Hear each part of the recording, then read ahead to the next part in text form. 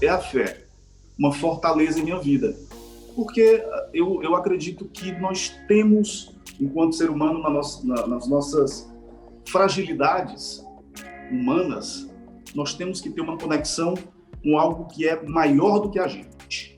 E que pode, no momento de fraqueza, no momento de doença, ela é importante para fazer com que as peças se juntem, você comece ali uma reconstrução. Você tem que ter uma referência que seja maior do que você. E eu, particularmente, encontrei essa referência foi exatamente foram em momentos difíceis. Por exemplo, você conhece muito bem, eu perdi uma filha, né, com 19 dias de vida. Então, esse tipo de experiência nesse momento, nesse instante em que a gente, de fato, precisa ter uma conexão forte para iniciar um momento de reconstrução e continuar essa caminhada.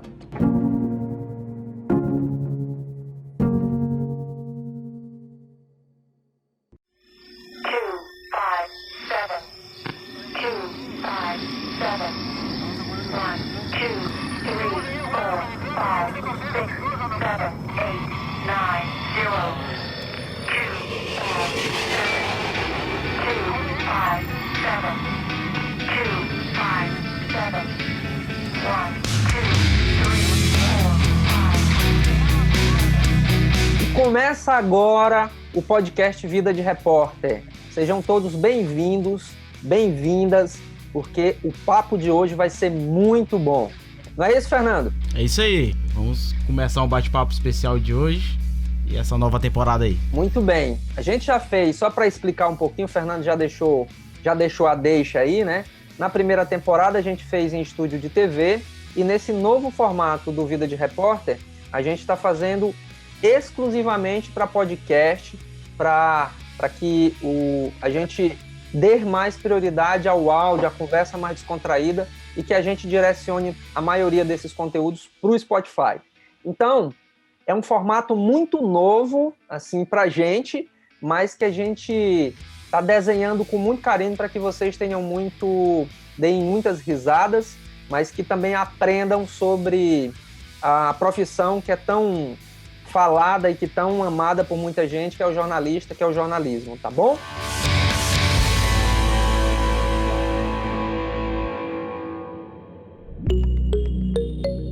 E no papo de hoje, nós vamos conversar com um jornalista profissional que é forjado muito além da técnica.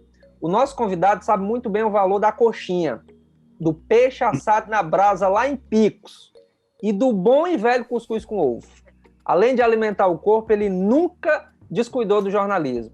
E a sensibilidade de fazer da sua profissão algo que levasse alento e reflexão para os que mais precisam tem sido um legado que ele carrega na sua história. Eu estou falando do meu amigo queridíssimo, Fernando.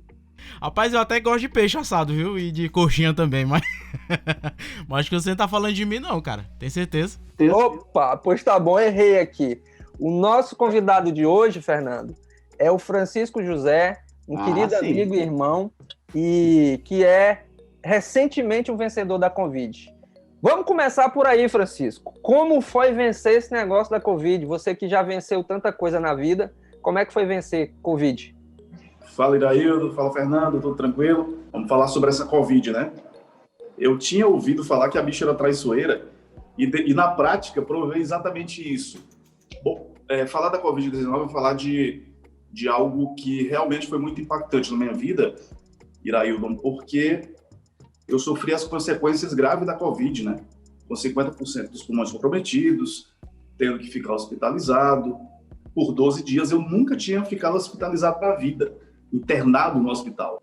E aí fiquei justamente no período agora da Covid-19 e isso me fez passar por um momento, evidentemente, de um tratamento médico, mas também de uma, digamos, de uma vida nova, né? Foi exatamente essa a sensação que eu tive ao sair do hospital, porque foi um período de muita reflexão, de leitura, na medida do possível, e de reencontro com Deus, né? Foi um momento de fazer novamente essas conexões que são essenciais para o ser humano foi um momento de nutrir melhor o espírito e me preparar para essa nova fase. Eu considero absolutamente que estou vivendo uma fase nova, uma vida nova pós-Covid, porque é uma experiência realmente, evidentemente, que é muito variada, né? É por isso que a doença é complicada, porque ela se manifesta de um jeito para um e de uma maneira mais grave, mais incisiva em outros. No meu caso, ela foi, de fato, grave. Né? Não cheguei aí para UTI, mas, assim, por um passo não fui. Né? Graças a Deus, aconteceu ali uma evolução no momento mais crítico e, graças a Deus, não cheguei a entrar na UTI, a ser entubado, enfim, a passar por esses procedimentos mais complexos, mas o que eu vivi foi suficiente para causar reflexão, mudança de hábito, posturas, enquanto ser humano, diferenciadas, né? Adotar posturas diferenciadas e, enfim, e a cuidar melhor da saúde. Começamos bem, vamos tirar esse momento mais tenso, mais denso. Francisco, eu vi uma foto sua recentemente no Instagram, você levantando. Quantas gramas tinha naquele peso? Gramas? Quantos gramas tinha aquele... Lá na reabilitação, né? Rapaz, eu sinceramente não sei te falar quanto, né? Eu não tive essa curiosidade. Foi o fisioterapeuta que passou ali o exercício, né? Para respirar fundo e, ao mesmo tempo, levantar ali o peso. Não sei te dizer exatamente, mas é razoável. Razoável, é? Muito bem. Chico, cara, eu te conheço há muito tempo, né? Acho que você é um dos caras que tem um lado muito religioso, muito forte. Eu sei dessa proximidade. Acho que o nome Francisco se assemelha também a uma grande pessoa que você admira muito. Fala um pouquinho desse teu lado religioso pra gente, como é que você se conecta com Deus, como é que nessa passagem da Covid você se conectou mais ainda com Deus e o que Deus te falou. E aí confessa pra gente aqui também, porque a gente pode tirar algum proveito disso. Ajuda a gente aqui, vai. Bom, vem de uma tradição familiar, católica, uma mãe muito católica, um pai também muito religioso. Então isso vem de berço, mas algumas experiências na vida fizeram com que eu aprofundasse essa conexão com Deus. E eu, assim como você, gosto muito de biografias interessantes, de conhecer outras histórias de pessoas de sucesso, de mentes brilhantes, ou seja, de referências que a gente tem hoje na sociedade. E várias delas são muito conectadas com Deus. Uma das histórias que me chama muita atenção é do Abílio Diniz, e ele fala muito bem disso, nas palestras, né, na biografia dele, enfim. E ele disse que uma coisa que é muito forte na vida dele é a fé. E é uma coisa que eu também aprendi a ter como uma fortaleza em minha vida. Porque eu acredito que nós temos, enquanto ser humano, nas nossas fragilidades humanas, nós temos que ter uma conexão com algo que é maior do que a gente. Com algo que realmente é mais forte e que pode, no momento de fraqueza, no momento de doença, numa situação, sei lá, o cara empreendedor de sucesso, de repente quebrou a empresa. E eu acredito que essa conexão ela é importante para fazer com que as peças se juntem, você comece ali uma reconstrução. Você tem que ter uma referência que seja maior do que você. E eu, particularmente, encontrei essa referência mais forte, além do berço, além do que eu aprendi enquanto filho, vendo uma mãe muito religiosa, foi exatamente foram em momentos difíceis. Por exemplo, você conhece muito bem, eu perdi uma filha, né, com 19 dias de vida. Então, esse tipo de experiência nesse momento, nesse instante em que a gente, de fato, precisa ter uma conexão forte para iniciar um momento de reconstrução e continuar essa caminhada. Deixa eu te perguntar uma coisa. Você nunca, assim, literalmente foi dono, já começou alguns empreendimentos no início. Quando eu te conheci, tu tinha um portal de notícia, né? Mas isso. Você já quebrou? Sim. Como é quebrar, Francisco? Vamos explicar aqui para quem está ouvindo a gente. Qual é a sensação de quebrar? Para que outras pessoas saibam que é possível superar também?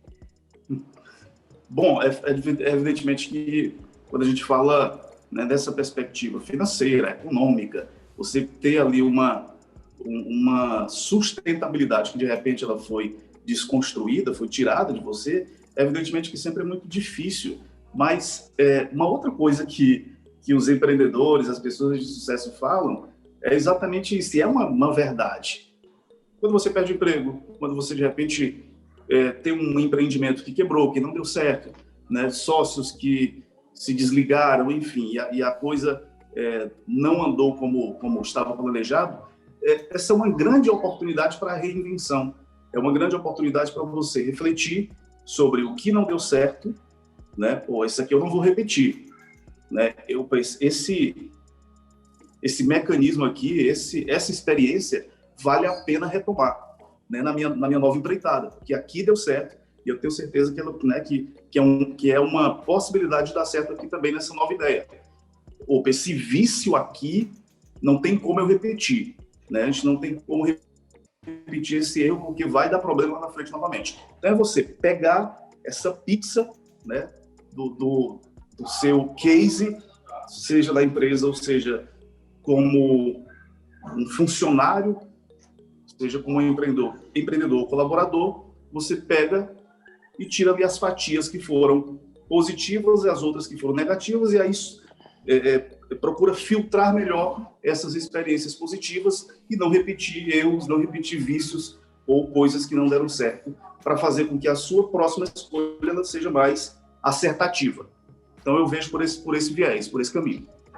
É porque assim, é interessante, porque aí a gente vê um pouco a trajetória do Francisco, a gente percebe que as coisas acontecem, parece que acontecem com ele, acontecem de forma rápida, né? Ele consegue, vamos dizer assim, uma nova perspectiva, uma nova oportunidade. Parece que as coisas acontecem assim de forma rápida, mas aí quando a gente vê a fala dele, a gente percebe que isso tem um pouco a ver de como ele lida com o que pra muita gente é fracasso, é decepção. Por exemplo, ele tá nos falando aí de uma situação em que ele quebrou. Mas que para quem empreende é mais um degrau na escada que a gente vai para subir na vida, na carreira ou em algum empreendimento que a gente tem. Então assim, Francisco, de fato é isso. Você tem essas experiências que você teve na vida, digamos assim, experiências ruins, situações ruins, em vez de você lamentar, você tenta tirar o melhor disso para trazer para suas novas realidades e assim crescer cada vez mais? Certamente. Fernando, Iraildo, você é o que você pensa. Eu ouvi essa frase há algum tempo e às vezes parece uma coisa que é meio utópica, né? Você é o que você pensa. O que é isso? É que isso não lhe exime de quebrar, não lhe exime de ter problemas na vida, né? Os problemas eles são relacionados a qualquer atividade humana. Somos humanos e, por consequência, erramos, temos dificuldades, temos crises, né? Isso não exime a gente de passar por esses problemas. No entanto, a forma como você, né, vai superar essas dificuldades, ela é bem diferente entre uma pessoa que tem boas perspectivas, que tem bons pensamentos, que tem resiliência, do que a pessoa que não tem, né? São experiências totalmente diferentes uma das outras. E quando eu falo isso com muita propriedade, inclusive, porque apesar de não ter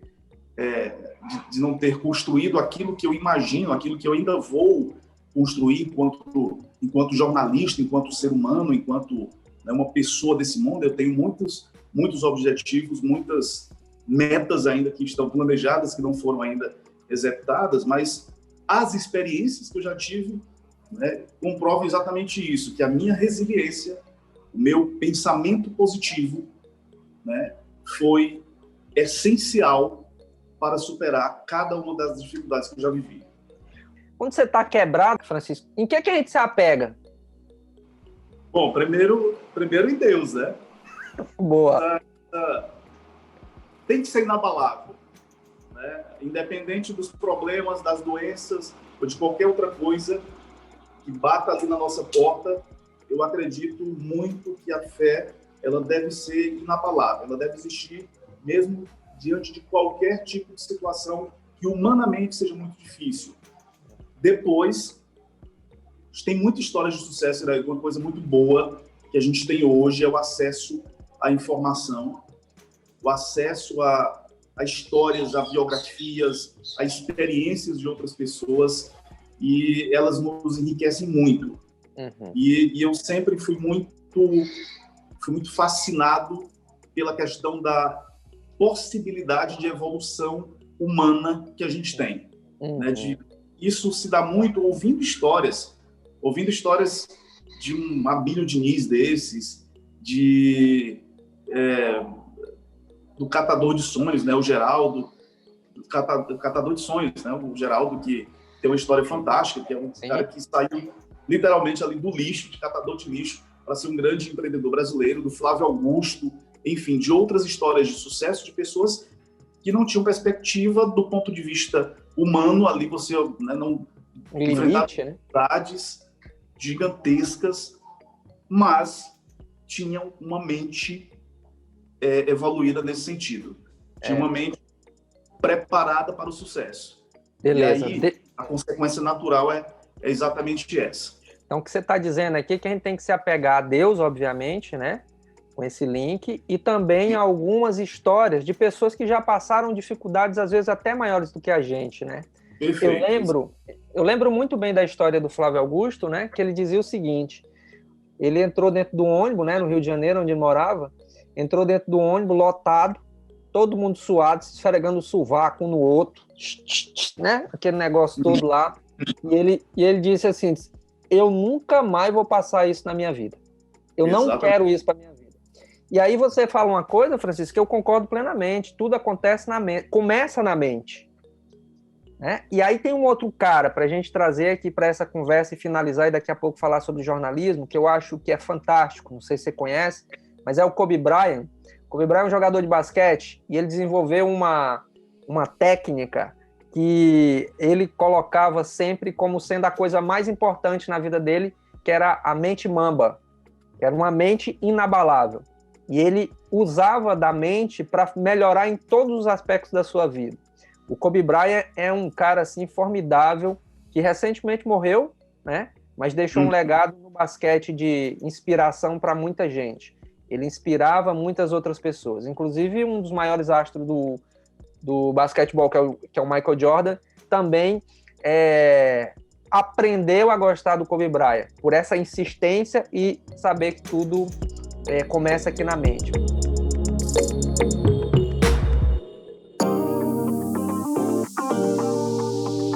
Vamos falar de jornalismo? Como é que está nosso jornalismo hoje, assim, no Piauí? Vamos começar por aqui. Bom, o jornalismo piauiense tem seus pontos fortes e fracos, né? É um jornalismo que ao longo do tempo vem sabendo utilizar em determinada medida essas ferramentas tecnológicas. Nós tivemos aí um upgrade nos últimos 2 anos. Acho que a pandemia reforçou muito isso, a forma de se levar informação, o meio pelo qual essa informação ela é processada. Hoje está muito mais fácil, muito mais rápido. A gente está conversando aqui pelo Zoom, com um link.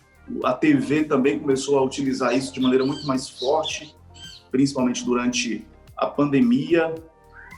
O jornalismo piauiense ainda tem muitos desafios. Eu acredito que o fazer jornalismo talvez seja o principal desafio dos jornalistas piauienses. Muitas vezes ele ainda é superficial, ele ainda não é aprofundado e não provoca as reflexões que deveria provocar, as mudanças que deveria provocar na sociedade. Chico, aproveita e conta a tua trajetória até aqui, por onde tu passou, o que tu fez, e aí o que você está fazendo hoje, onde é que você está hoje? Bom, tudo começou em 1999. Eita. Até parece que foi ontem, mas já fazem 20 anos. não vamos fazer as contas, mas a questão é que eu comecei cedo demais. Comecei bem cedo, né? Comecei com 12, 13 anos. Eu já comecei a falar em rádio, porque eu era coroinha da paróquia e os coroinhas tinham um espaço reservado de 30 minutos, uma vez por semana, na Rádio Livramento AM, o famoso rádio que chia, né? Um rádio com um som mais mono, mais dificuldades ali para sintonizar, mas que representou durante muito tempo a grande magia do rádio, esse tipo de frequência.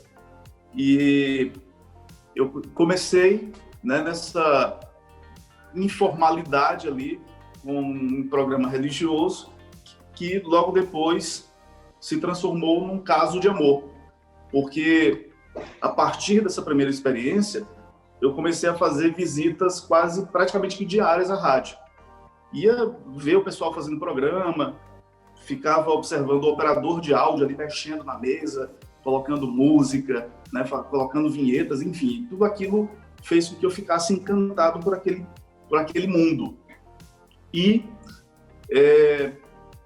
vendo esse interesse, essa minha ida frequente, essa minha visita com muita insistência ali à rádio, o diretor da época, hoje, como sempre, né, um excelente radialista, já atuou em Teresina, hoje passou por José de Freitas, hoje está em Bom Jesus, que é o Luciano Avelino, me convidou para fazer uma espécie de estágio, não era um estágio ali regular, né, não tinha todos os protocolos de um estágio que a gente conhece, mas me convidou para ficar, para assumir ali algumas atividades na rádio. E aí, depois disso, não parei mais. E passei uma temporada bem significativa, né? Foram 10 anos atuando primeiro no AM, depois pro FM, e depois, num terceiro momento, me dividindo entre duas emissoras que faziam parte do mesmo grupo, uma AM e outra FM. Rádio Livramento, AM, e Rádio Cidadania, FM. E aí, depois disso, isso foi do finalzinho de 99 até 2010. 2010 eu já fazia jornalismo há 2 anos, né? Estava na metade do curso e tinha um sonho de atuar no mercado de Teresina. E esse sonho se concretizou por uma passagem que foi breve pela Rádio Antares, né? Durante um estágio, logo em seguida, de maneira mais aprofundada, eu pude exercitar esse meu desejo de atuar no mercado de Teresina na Rádio Pioneira, que é uma rádio que eu já ouvi há muito tempo, que tinha um sonho de trabalhar.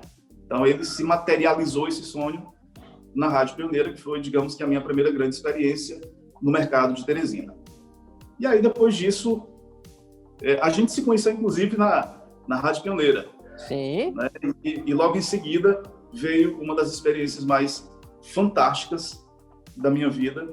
E interessante que passar pelo Instituto com Rádio foi tão bom que, vez por outra, sim, em conversas sobre comunicação ou não, eu acabo citando, inclusive hoje, pela manhã, a última vez, numa conversa ali com um grupo pequeno de jornalistas, a última vez que eu citei o Instituto com Rádio foi hoje, né? Porque foram 5 anos de muitas experiências. Foram experiências humanas, experiências profissionais, que me ajudaram nesse processo de construção do Francisco José de hoje. Então, depois dessa passagem pela Pioneira, eu me dediquei a minha vida ao Instituto com Rádio ali durante 5 anos, e depois disso veio a televisão. Veio uma grande oportunidade de uma porta aberta pela Conrádio, que foi na Band Piauí. Né? E em 2016, a gente começou essa experiência na Band. Não imaginava chegar onde cheguei, né? Porque foi a minha primeira TV. As portas da televisão, elas são muito difíceis, são muito inacessíveis. Muitos jornalistas têm na TV o seu grande momento, né? O momento áureo de sua profissão é na TV para muitas pessoas, e para mim não foi diferente. Também na TV, foi na TV que eu me realizei, que eu ganhei mais projeção, que eu fiz conexões com pessoas de outras partes do país ou com jornalistas importantes, como no caso do Grupo Bandeirantes. E isso me possibilitou muitas coisas. E cito aqui algumas situações bem interessantes, né? Conhecer de perto pessoas que eu admirava. Um dia eu acordei com a ligação do Rafael Colombo, que era um cara que hoje está na CNN, que é um cara que eu sempre admirei, que eu fui fã, e de repente o cara me liga, me acordando 5 horas da manhã, Francisco, Rafael Colombo, que está falando aqui contigo, quero que você entre ao vivo daqui a pouco no meu programa, direto de Teresina e tal, falando sobre, na época foi a tragédia do parque rodoviário, né, que a gente tinha apurado ali durante a noite, estava descansando, mas não esperava entrar nas primeiras horas da manhã com essa informação na rede. De repente houve essa solicitação do próprio apresentador, que eu sou fã, né? E é um cara que hoje a gente conversa de vez por outra, a gente bate um papo por telefone, por WhatsApp, e enfim, iniciou ali a partir daquele momento um contato que permanece até hoje. Então essa foi uma experiência muito bacana. Rodolfo Schneider, da mesma forma, que hoje é o diretor executivo de jornalismo, né, da Rede Bandeirantes, foi um cara que eu conheci pessoalmente. A gente se encontrou durante um evento que a Band promoveu lá em Salvador, e ficou ali uma amizade, um bate-papo, enfim. Saí da Band, mas essa conexão continua. Então são experiências como essas, né, que são adquiridas na atividade jornalística, que a gente leva para a vida. Você falou aí de um monte de coisa boa, né, Fernando? Conhecer as pessoas, conhecer os ídolos, os fãs, né, e tal. Mas tem coisa ruim também, não tem não? É só coisa boa? É só coisa boa, é? Não tem muita coisa. O desafio de se produzir conteúdo, reportagens, principalmente para o repórter que está na externa, né, que está mais perto das pessoas, mais perto das histórias, tem muita dificuldade. Tem a parte ruim da história. Primeiro que tem muitas histórias realmente ruins, né? O ambiente de produção de conteúdo, inclusive, sempre considerei que a televisão, o jornalismo em si, precisa repensar um pouco desse formato, porque às vezes a gente pega ali, processa muita informação pesada, e esse tipo de informação acaba influenciando negativamente também. Tem dia que você, né, de tanto passar notícia ruim, acaba se sentindo mal também com tanta informação que não faz bem, né? Eu já senti isso, já tive essa sensação. Chegou no final do dia, tu entrou no carro, fez esse trajeto aí de Teresina para José de Freitas. O que tu ia pensando? Qual era o sentimento ali, o pensamento? Às vezes fica aquela ideia, fica aquela sensação de um ambiente que a gente de repente criou, passou ali para as pessoas um ambiente muito pesado, sabe? Aquela coisa de repente, será que essa cidade, esse estado, esse mundo tem jeito diante de tanta coisa ruim que a gente noticiou, né? Às vezes eu já tive essa sensação. Inclusive no programa de rádio que eu também apresento, voltei a apresentar, né, há um ano atrás, na Rádio Pioneira.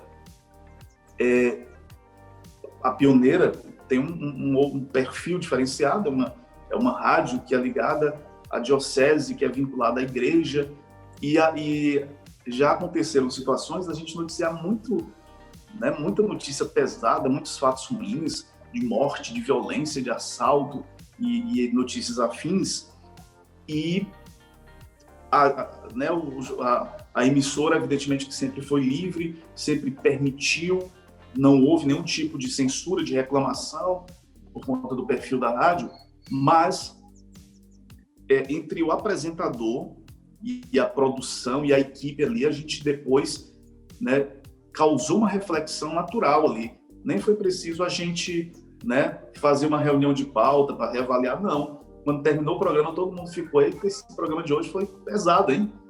Hoje foi complicado, hoje foi difícil. Então, esse tipo de notícia, além de outros desafios, além de outras questões, o repórter, o repórter externa, ele tem ali uma dificuldade natural, porque está na rua, né? Enfrentando o sol quente, às vezes esperando 1 hora, 2 horas, pela boa vontade de um entrevistado, para pegar ali 30 segundos de uma fala. Há situações um pouco mais complexas Eu, por exemplo, acompanhei o presidente Bolsonaro numa das vindas ao Piauí, que foi lá em Parnaíba. E foi um ambiente muito hostil à imprensa, de levar cotovelada, né, do cara que está lá, do seguidor do Bolsonaro, do cara olhar para você estranho porque você é repórter e o presidente não gosta de repórter, né? Não gosta de jornalista, enfim. Então você enfrenta, em determinadas situações, algumas rotinas que de fato são bem desafiadoras, mas que fazem parte da profissão de todo profissional que é da área, que é do meio jornalístico, né, enfrenta isso no dia a dia. Francisco, é interessante, você abordou um aspecto com relação a esse contexto pesado que a gente está vivendo nesse momento. Evidentemente não é um contexto muito de paz, não é um contexto de muita tranquilidade, socialmente falando, em tudo. E jornalisticamente falando também. Você acabou de dar um exemplo de uma situação que você passou em Parnaíba e tudo, mas a gente vê que há uma certa hostilidade com o jornalismo e com o jornalista nos dias de hoje. E aí, assim, trazendo um pouquinho daquela nossa primeira fala no início do programa, do Francisco José, que tira o melhor do pior, como é que tu faz para se blindar? Como é que a gente pode se blindar, aliás, mediante esse momento tão tenso que a gente está vivendo, sobretudo com relação ao jornalismo? Como é que a gente faz para se blindar? Como é que a gente faz para tentar seguir em frente, ao mesmo tempo não sendo negativo, mesmo mediante tanta coisa negativa que a gente tem que falar, tem que abordar, tem que mostrar? Como é que a gente se blinda disso, cara? Eu não sei se é uma particularidade brasileira, acredito que sim, mas assim como a gente precisou durante muito tempo e ainda precisa eleger heróis, a sociedade aprendeu a eleger vilões, né? Apontar o dedo para determinadas classes que não são culpadas de maneira alguma pelo que acontece no país, mas é muito confortável, né? Para quem hoje tem a voz, para quem hoje tem um certo poder ali de influenciar pessoas, de apontar o dedo. E o jornalismo, ele está sendo o jornalista, aliás, e o jornalismo, por consequência, estão nessa categoria de vilões hoje, né, de um grupo dominante, de um grupo político que está à frente do país. Então, isso aconteceu com o STF, isso tinha acontecido antes já, com o próprio Congresso Nacional, com a classe política, né, mais especificamente com deputados, com senadores, e isso aconteceu também com os jornalistas. E como é que a gente faz? Eu acredito que é acreditar no jornalismo. O jornalismo, ele é capaz de transformar as pessoas, o jornalismo, ele pode dar uma grande contribuição social, o jornalismo, ele é a fonte, um parceiro indispensável do processo democrático. Então, por mais que tentem, né, desconstruir esse papel e essa imagem, mas o jornalismo, ele continua se sobrepondo a esse tipo de situação. O jornalismo, ele é uma missão, ele é muito mais que um salário no final do mês, ele é muito mais do que contar histórias, né, faz parte desse processo, mas ele é muito mais que isso. E é por isso que quem é jornalista de verdade, né, que é um comunicador de fato, ele não desiste diante dessas circunstâncias, desse contexto. Eu acredito que, inclusive, a gente vai superar logo, logo esse tipo de visão em torno do jornalista e do jornalismo. Eu acredito que a gente vai passar por essa fase pesada que nós estamos enfrentando enquanto sociedade brasileira e logo, logo a gente vai ter cada vez mais o jornalista com reconhecimento social de um papel que é fundamental para o processo de liberdade, para a democracia, para a construção de um país que seja mais justo. Francisco, você toca num assunto que tem sido motivo internacional de comentários, né? O Brasil, em 2020, ele foi o país que mais agrediu, mais atacou jornalistas. O FENAGE recentemente lançou um documento, na verdade abriu um documento, um relatório, inclusive divulgou lá no Fórum de Davos, que está acontecendo ainda, e que aconteceu recentemente, né? E esse relatório aponta muitas agressões, principalmente por conta da ascensão do governo executivo que está no comando agora. E, de fato, acho que quando a gente se assombra, quando a gente vê esses números, esses ataques, pode ser que dê algum medo, né? Mas me chama a atenção a sua energia e a sua clareza de entender que faz parte, de entender que se desistir agora, desistiu para sempre. E que alguém tem que tocar esse barco, porque senão fica à deriva. E fica na mão, talvez, daqueles que não são tão afeitos, sensíveis às pessoas mais humildes. Eu queria, para fechar essa coisa aí da tua informação, eu queria perguntar para você o que fez você sair da Band? Bom, eu sempre fui muito movido a desafios. E uma boa conversa com perspectivas interessantes, do ponto de vista de inovação, de repente fazer ali um jornalismo que seja diferente do tradicional, diferente da própria Band, diferente das outras emissoras, sempre me fascina muito. E eu fui desafiado, não é?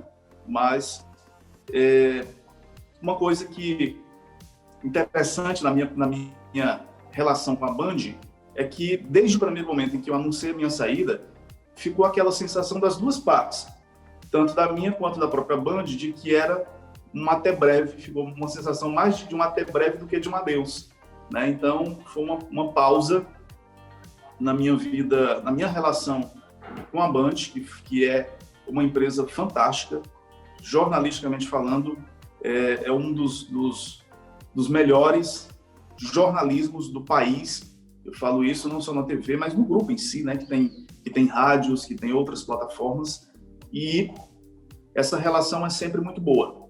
Inclusive com o Nacional, depois que eu saí, a gente já bati papo com o Douglas Santucci, que hoje é o chefe de redação, a gente conversou sobre profissão, sobre desafios, né? Sobre esse processo essa decisão de repente dar uma pausa ali e adotar um outro caminho, mas foi muito pelo desafio, né? E quando eu saí da Band, a ideia era colaborar efetivamente com a implantação de uma TV que fosse inovadora na forma de transmitir conteúdo, de produzir e transmitir conteúdo aqui no Piauí, que é a TV Piauí, que é um canal que atua especificamente nas plataformas, no YouTube, no Facebook, no Twitter, né? Tem o próprio streaming, enfim. Então, foi motivado por esse desafio, agregado à TV Piauí, a essa proposta da TV Piauí. Eu recebi um outro convite dentro do mesmo pacote, que foi abrir um título, né, de capitalização aqui no Piauí, apresentar um título de capitalização ao lado de uma colega de trabalho fantástica, que é a Vanusa Coelho, que tem muita experiência e tem uma identidade muito forte com esse tipo de programa, né? Com sorteios da TV, sorteios de carros, sorteios de dinheiro, de outros prêmios, e eu topei esse desafio. E a gente, né, construiu essas duas ideias concomitantemente, tanto elaborando programação, quanto organizando do ponto de vista administrativo, fazendo algumas contratações e efetivamente iniciando esse processo de implantação de jornalismo na TV Piauí e, ao mesmo tempo, né, aliando a minha atividade profissional a essa outra marca, que é o Poticap, que é um título de capitalização que realiza sorteios toda semana. Eu estou afastado ainda por conta do processo de recuperação da Covid-19, mas foi motivado por esse desafio, né, de ver ali duas empresas, dois negócios bastante empolgantes, começando, e é uma coisa bem interessante, Iraildon e Fernando, que eu sempre, durante os últimos anos, né, das empresas que eu atuei, eu tive a oportunidade sempre de começar, de entrar ali na fase inicial. Isso aconteceu no Instituto Conrad, isso aconteceu na Band, está acontecendo com a TV Piauí e também com o Boticário. Eu sempre entro ali na primeira leva, né? Na primeira equipe, que ajuda, que vai lá, que bota a mão na massa, que constrói processos, que organiza, que auxilia na contratação e que faz o negócio acontecer. É interessante esse processo de a oportunidade que a gente tem de startar, né? Novos projetos e tudo. Eu também, na minha vida profissional, eu tive praticamente oportunidade em todas as vezes em que eu entrei em algo, também foi mais ou menos nesse sentido, de startar um processo. E aí é sempre a oportunidade que a gente tem de inovar, porque às vezes quando a gente entra em algo que já tá com um barco andando, né, já tem uma coisa já consolidada, um processo consolidado, às vezes a gente tem que se submeter aos processos engessados. E aí a gente às vezes entra com gás, entra com novas ideias e acaba não podendo fazer a coisa acontecer. E aí nesses startups é que são as oportunidades que a gente tem de inovar, de colocar as ideias, de mostrar que a gente pode fazer diferente e tudo. O Fernando, Francisco, ele é bem interessante porque, olha só, o cara veio da indústria, é químico. Eu acho que ele faz umas químicas, né? Ele mistura as químicas aqui do som misturado com vídeo, com áudio e tal, e mistura tudo isso. É um químico, né? Eu não faço metafetamina, viu? Antes de me perguntar. Eita.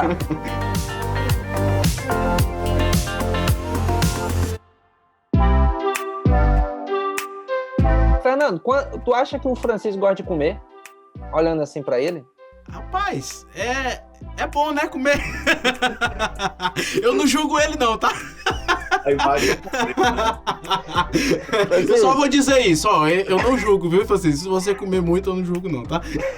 Mas eu trouxe essa história, Francisco, pra você, de maneira poupando, inclusive, seu fôlego, e a gente já tá indo pro final, contasse a nossa trajetória ali em Picos, no peixe, né? Que toda vez a gente chegava lá no peixe... passado, né, também. Isso. A gente chegava lá no peixe, né? É Oswaldo, aquele restaurante? É Oswaldo do Peixe, é? Rapaz, sinceramente, deixa eu ver aqui. Acho que fugiu um pouquinho, mas acho que sim.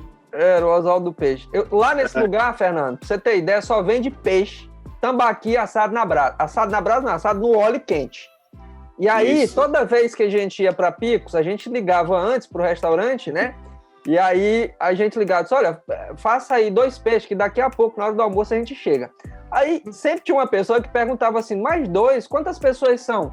Nós só somos 3, 4, às vezes era 5. Mas 2 peixes é muito, não, pode... Não. Ou seja... Pra mim também não tem peixe grande que seja o suficiente. Ou seja, a gente... Diferenciados. E do lado ainda tinha aquela farofinha de cuscuz que ali era ouro em pó. E aí, Francisco, eu queria introduzir essa coisa da comida, da culinária, que eu sei que você é um cara, né, que bate forte mesmo. Bate forte mesmo, né? Então, eu lembro de uma história que eu ouvi, não sei, pode ser folclore, pode ser lenda, mas quando você estagiou, que eu acho que você não contou isso também, quando você estagiou na Antares, tu gostava muito de uma bomba, né? Não, é uma senhora, né, que passava toda tarde lá, vendedora, né, que circulava ali a região e sempre passava lá pela Rádio Antares. E a turma descia, né? A maioria comia um pastelzinho, coxinha, e eu fui a bomba, tinha mais volume, né? Tinha mais conteúdo. E aí eu ia muito pelo viés ali do tamanho. Rapaz, eu vou aqui comer a bomba, porque ela vai garantir uma sustentabilidade maior. O dia todo, né? Então eu sempre fiquei muito associado ali à bomba desse período. Legal, Chico. Olha, estamos chegando no final. Eu vou fazer aqui uma série de perguntas, e aí você responde de maneira muito... Torture ele com essas perguntas aí, viu? Isso. Vamos lá, a tortura é agora. O que vier na sua cabeça, eu vou fazer a pergunta e o que vier na tua cabeça, tu responde, tá bom? Vai. Qual é o aspecto mais marcante da sua personalidade? Humildade. Qual é a qualidade que você mais gosta em uma mulher? Cuidado. Aliás, quantas mulheres hoje você tem na sua vida? Eu tenho 4 mulheres. Eita, rapaz. Elas estão sabendo todas? Tá tudo certinho? Todas. Bom, vou especificar aqui. Sim. A minha querida mãe, Cecília, a minha esposa, Priscila. Beijo pra ela. Priscila Liz. A Lara, que é o amor da minha vida, né? Eu tenho também a Maria Cecília, que está lá no céu.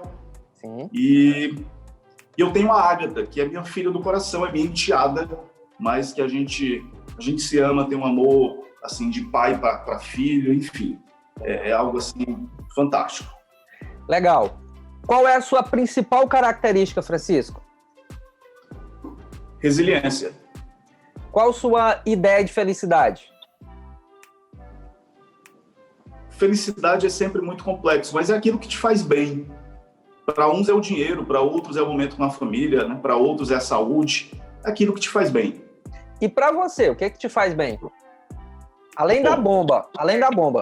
Estar em paz com Deus, com a família e ter bons pensamentos. Ter pensamentos assim de fazer o mundo melhor. Qual é a característica que você menos gosta em você?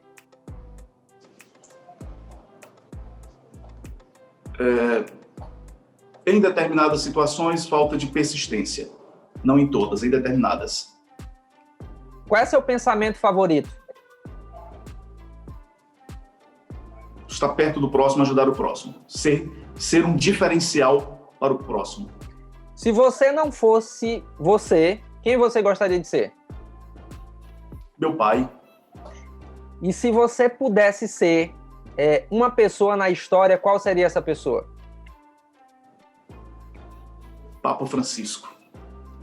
Eita, jogou pesado aí, viu Fernando? Ó. Qual é a tua ideia de tristeza, Francisco? Ter a certeza de que está faltando algo muito forte, está faltando uma metade ali de você. Quem é seu herói na ficção? Meu herói na ficção? Sim. Cara, sendo bem sincero, acredita que eu nunca parei para pensar nisso? Sendo bem verdadeiro? Eu acho que se deve muito ao fato de eu sempre ser gostar muito de jornalismo, de rádio, de TV, e eu pulei ali um pouco da história no começo. Eu já fui lá, né, para os primeiros dias de rádio, mas na verdade antes Não assistia desenho, não, Francisco? Não assistia desenho, eu queria assistir... A Xuxa. Queria assistir o Jornal Nacional, os jornais locais, aí perdi, né, parte dos... Ó, vamos parar aqui, vamos explicar aqui para as pessoas o seguinte: se você quer ser, assim como o Francisco, jornalista, né, tarimbado, resiliente, né, que tem 4 mulheres na sua vida, preste atenção, comece muito cedo. Né? Esqueça os heróis na ficção e parta direto para a vida real. Aliás, mas vamos lá. Qual é seu herói na vida real, então? Bom, eu tenho assim, muitos referenciais, né? Diversos referenciais. Essa própria palavra, esse próprio termo herói, ele é questionável. O que é ser um herói? Para mim é ser uma referência, é ser algo que te impulsiona, né, para a evolução pessoal, para fazer o bem, para representar isso que eu falei agora há pouco, representar algo de diferente na vida das pessoas. Nessa perspectiva, eu gostaria de citar aqui não uma pessoa em si, não um personagem em si, mas, por exemplo, eu sou assim totalmente grato, eu sou muito entusiasta, né, do médico brasileiro, por exemplo. Eu sou um cara que sou fã e, para mim, é um herói, né? Trabalha em condições insalubres, falta tudo, muitas vezes, mas não falta o compromisso com a vida. Então, isso, para mim, na minha perspectiva, é ser um herói. fale o nome do médico que recentemente você teve mais contato nesse período da Covid, eu acho que vale muito a pena. Sim, sim. Eu tenho, por exemplo, um amigo, inclusive, que eu ganhei nos últimos tempos, que é o Dr. Siqueira, que é um cardiologista, né, que já me acompanha há algum tempo e que foi a pessoa que esteve mais próximo de mim durante o período, não só como profissional, mas também foi um cara que foi muito amigo e acompanhou de perto esse processo de evolução, enfim, de um estado mais grave até a minha saída do hospital. E vamos lá, e se você pudesse ter um poder, tivesse um talento assim, qual talento seria esse? Qual poder seria esse? Seria de transformar realidades. Eu, às vezes, fico muito incomodado com pessoas que sofrem, às vezes, por pouca coisa, né? Pela falta de alimentação, por um pouco mais de dignidade ali nas condições estruturais da casa, enfim. Eu gostaria de transformar ali de maneira mais simples, de maneira mais rápida, com um toque ali a vida das pessoas. Para finalizar, Francisco, qual é o seu lema de vida? Hoje melhor que ontem. Hoje melhor que ontem. É uma filosofia que eu aprendi ouvindo alguns, mas quem fala muito bem disso é o Dr. Laí Ribeiro. É uma filosofia oriental, né? Foi adotada lá em Hiroshima. Ontem melhor que hoje. Superar todo dia, ele tem que ser melhor, né? Amanhã tem que ser melhor do que hoje. E assim sucessivamente. Acho que isso contribui muito com a vida do ser humano no sentido de ser melhor, ser diferente. Muito bom. Para o Francisco, para o Fernando também é isso aí, né, Fernando? Hoje, quer dizer, amanhã, hoje tem que ser melhor do que ontem e amanhã tem que ser melhor do que hoje, não é isso? Exatamente. Perfeito. E esse podcast vai ser o melhor de todos, né? Com certeza. Aí, Show. Fernando, aí nós já temos uma complicação. Porque se a gente vai usar o lema do Francisco para construir esse podcast, Próximo tem que ser melhor. O bom é que a gente já começou com a régua lá em cima, né? O grande desafio vai ser melhor do que... Vai ser tentar fazer um programa melhor do que foi o de hoje. Porque o de hoje foi maravilhoso. Foi astronômico. Fernando, paga nós agora. Quem é que vai patrocinar esse programa? Eu anotei aqui, o Vamos lá. Francisco Você José sabe? foi... Até a churrascaria lá vai entrar na conta lá, a peixaria. Espera aí, vamos lá. Só para explicar, Francisco, nós temos os patrocinadores desse programa. Vamos lá, Fernando. Quem são? Diga direitinho. Que a gente manda a fatura. Aqui, eu anotei aqui, Rádio Pioneira. Olha aí, tem que mandar a fatura pro Rosemiro. TV Bandeirantes, e não a TV Bandeirantes do Piauí, a TV Bandeirantes Nacional, tá? Eita, essa vem gorda, hein? Vai vir capinha aí. TV Piauí e Puticap, tá? Eita, e o Oswaldo da Peixada? Era bom, né? Pelo menos um peixe assim, né? Olha, o Oswaldo da Peixada tem que estar no bolo aí, porque faz o melhor peixe, né? Vocês fizeram uma propaganda boa do cara, então tem que... Fernando, mas você esqueceu uma patrocinadora desse podcast muito importante. Quem é foi? a senhorinha da bomba. A senhora da bomba, né? Como é o nome dela? Não lembra? Lembra, Francisco, o nome dela? Não lembro.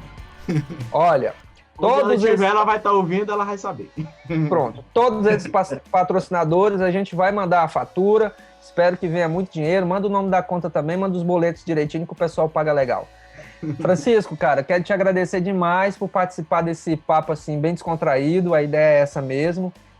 E eu te desejo toda a sorte do mundo. Você sabe que tem aqui um parceiro, um amigo, para lhe ajudar, inclusive, em tomar as decisões, assim também como, vez por outra, eu estou lá me consultando e fazendo perguntas que me ajudem também na nossa trajetória. Eu acho que essa é a união entre a gente que faz com que a gente tenha resiliência. A gente sozinho, a gente até anda, mas se a gente for acompanhado é bom porque a gente vai andando e conversando também, criando forças para poder se fortalecer e realizar os sonhos. Às vezes nossos, mas também de outras pessoas que nos rodeiam e que dependem da gente. Então, quero te agradecer demais, quero agradecer o Fernando que me acompanhou hoje nessa primeira temporada do podcast Vida de Repórter, e nós vamos entrevistar aí muita gente legal, não é isso, Fernando? Então, Francisco, Finalizo com você, com suas considerações finais, com seus últimos desejos. Só agradecimentos. Valeu, Fernando. Valeu, Aildon. O rádio continua construindo uma história linda na comunicação do Piauí. Falar sobre comunicação, a Conrádio é quem tem toda essa autoridade, né, em termos de Piauí, de Brasil, enfim, por toda a sua história, por toda a sua essência enquanto empresa, pela sua filosofia de fazer da comunicação algo que realmente seja transformador para as pessoas. Por tudo isso que são todos esses motivos que me fazem ter um orgulho muito grande de fazer parte dessa família, de integrar a família Conrádio do Brasil e principalmente uma empolgação enorme em ver que você continua sempre muito empolgado, incentivando outras pessoas a continuar fazendo uma comunicação que é realmente diferente. Então, diga, Fernando. Agradecer o Francisco, hoje eu tive a oportunidade de conhecê-lo, não pessoalmente, né, mas pelo menos virtualmente, porque o professor Iraildo fala muito, viu, Francisco, de você. Sempre, desde que eu entrei na Conrádio, eu sempre ouvia falar no Francisco. Sempre. E sempre coisas boas, né? Lógico. Mas ele sempre me fala, Francisco é isso, o Chico isso, e o Chico aquilo, e tipo assim, eu sempre tive esse desejo de conhecê-lo, e espero que em breve pessoalmente, né? Mas hoje eu pude ver um pouco da sua história, dá pra se perceber sua trajetória, a gente te acompanha na TV, a gente te acompanha nas redes sociais, e a gente vê o quanto você evolui a cada passo, cada dia que passa, e é o tipo de pessoa que eu gosto de observar, porque a minha história de vida é de crescimento, de etapas, de desafios, e quando eu vejo alguém meio que próximo, eu gosto já de parar ali para ficar observando, e você é uma dessas pessoas. E também outro ponto, só para finalizar, outro ponto, você é um cara que a gente percebe que tem a bondade no coração, continua assim, você inspira as pessoas para fazer o bem também, tá? Será que é por isso, por esses elogios todos aí que você escolheu o Francisco para abrir a temporada? Será, Fernando? Com certeza, cara. Fora os outros detalhes aí de carreira que o homem tem, a gente tem que tirar um pouquinho pra gente, né? Afinal de contas, a gente tá fazendo esse Vida de Repórter também para inspirar as novas gerações de jornalistas que estão começando, para tentar inovar, para que eles não fiquem no mais do mesmo e inovem. E trazer gente como o Francisco José é uma das obrigações que a gente tem, né, como escola formadora de comunicadores. Muito bem! Terminamos aqui o nosso podcast Vida de Repórter, segunda temporada, nesse novo formato. Mais uma vez, obrigado, Francisco. Fica bem. Valeu. Fiquem felizes aí. E aí, vamos em frente. Fernando, se as pessoas quiserem ouvir esse podcast, como é que elas fazem, Fernando? Elas vão ter que ir lá no Spotify, no nosso perfil do Vida de Repórter, para conferir esses e outros que virão. Tá? Tem muita gente boa por aí, tem, Fernando, vindo? Com certeza. Vamos deixar um pouquinho na expectativa, né? Que a galera tem que ir lá buscar para saber o que vem por aí.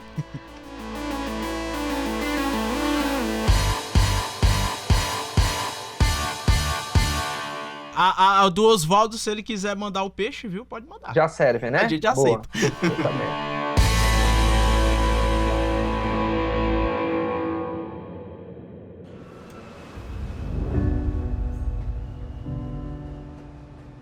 Assumir riscos não é apenas sobre procurar emprego. Também é sobre conhecer o que você sabe e aprender o que você não sabe. É sobre ser aberto para todas as possibilidades que o universo lhe deu hoje, agora. É sobre abrir a mente para ideias e pessoas. As escolhas que você faz, as pessoas que você ama, a fé que você tem. O que você diz e faz são o que irá lhe definir. Nunca fique desencorajado, nunca pense em desistir. Dê tudo de si. E quando você cair ao longo da vida, lembre-se. Caia para frente. Escola Conrádio. Inscrições abertas para o curso de Rádio e TV. Mais informações 0 Prestadora 86 99495 8096. Apoio Sindicato dos Radialistas do Piauí.